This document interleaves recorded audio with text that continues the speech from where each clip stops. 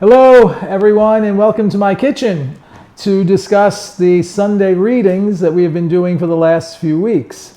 Today, the 23rd Sunday of Ordinary Time, we spoke at Mass today of facing issues that we need to face in order to reconcile them. So our chief goal is to reconcile differences, as difficult at times as that might be. So let's look at the readings and take them apart a little bit more in detail. In the first reading from the book of the prophet Ezekiel, Ezekiel sees himself as a watchman over the house of Israel. He is to watch, to give warning when danger is approaching. And in the text it says, God says to Ezekiel that you must inform someone if he's doing something wrong. If he listens to you, that's fine. If he doesn't, that's not your concern. But if you don't speak out, O prophet of God, then you are responsible also for what that person is doing wrongly. So that's a very big charge, isn't it? But the reason why Ezekiel does this is because of the hope of reconciliation. Ezekiel loves the people, and at times he must point out things that are not correct. Sometimes when things are pointed out that are not correct, we get annoyed. But in the long run, if the person telling us this truly loves us, then we have hope. That is why when we look at the second reading from Paul to the Romans, what does he say? He speaks about something that we certainly do know. He says, owe nothing to anyone except to love one another. Now, the love that Paul is speaking about, as I had defined in church, has nothing to do with emotions. It has nothing to do with liking or disliking. It has everything to do with effectively willing the good for the other, whether the other is a person or whether the other is the community. To effectively willing the good for the other.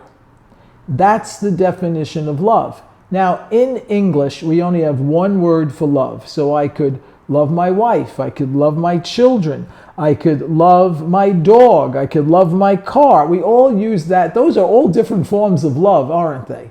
But we only have one word, and we define the word by the context. In Greek, there are many words for love.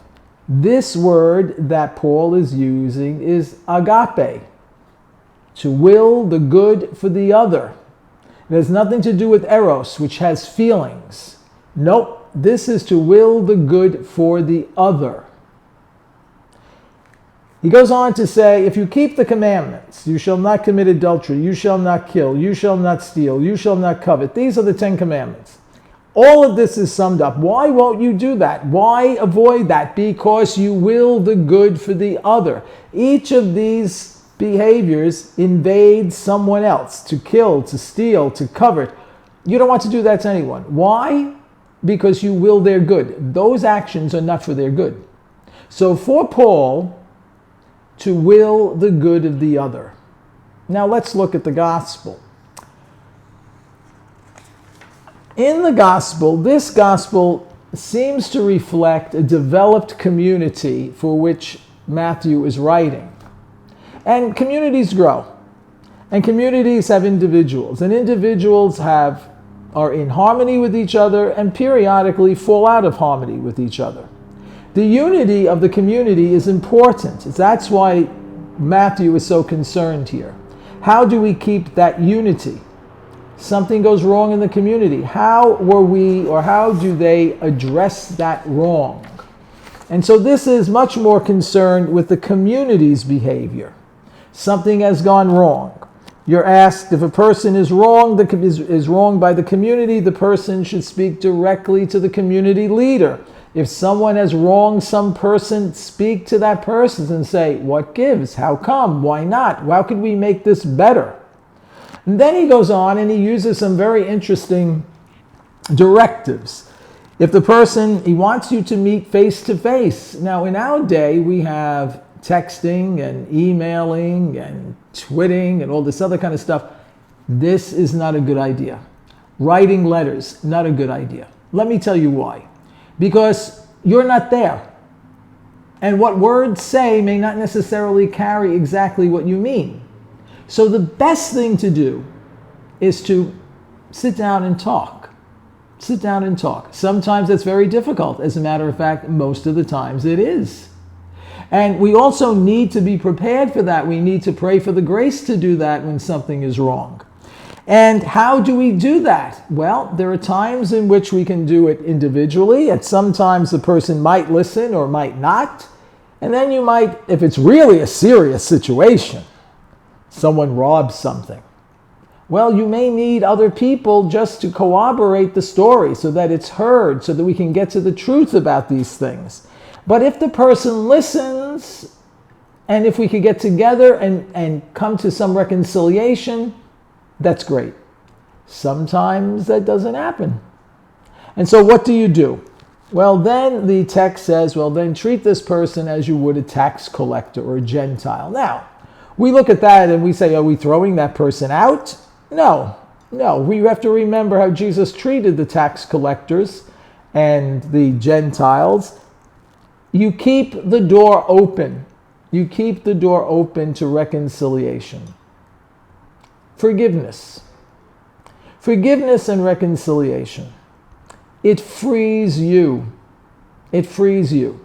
Now, sometimes hurts are very difficult to let them go. Very difficult. Here's the issue. Either we choose to keep that hurt and to keep telling about the hurt to everyone we meet. We keep nursing that grudge for days and weeks and years. And to a certain degree, then it never goes away. It never stops. And so as a result, we keep telling the story over and over again. We see all these hurts. Don't do that to yourself. For the sake of the gospel, let it go and address it. Address it. It may take a while. It may take years. It may take months. It may take a long time. So, these things we want you to reconcile with each other for the sake of the community, for the sake of your family, for your own spiritual sake. Let's look again. Many people, for instance, have been terribly offended. Many families have been terribly offended by disagreements of the will that a parent left. Brothers and sisters are split apart because one feels that one should get more than another. It has destroyed families, destroyed them, and people are hurt by that. You have a choice. You could speak about your hurt. You can reconcile it. You can let it go. Doesn't mean that you're going to be the best of friends. It doesn't mean that the relationship will be restored to what it was. But it does mean that there is peace. It does mean that there is peace. The healing may take a little bit longer. But this is what the gospel is asking you to do.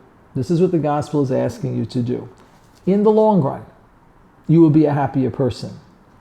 The responsorial psalm today, I thought was the part that we said. If today you hear his voice, harden not your hearts. Today you hear his voice, harden not your hearts. Well, where are we with this? Where are we with our relationships with people? Some of us might relate very nicely to this and say, well, maybe there are some things I need to reconcile. Maybe there are some people I need to speak about because I have had hurt feelings, or I have been offended, or I offended someone, and we don't want to address it. If today you hear his voice, harden not your hearts. So if these readings have spoken to you today, think about it. Pray over it. Make that phone call. Try to reconcile, and even if the person hangs up on you, you did the right thing. Keep that door open. Try to mitigate the anger, because in the end, we want reconciliation for the glory of God and peace in our hearts, in our souls, so that we can go before God in prayer. Have a very good week.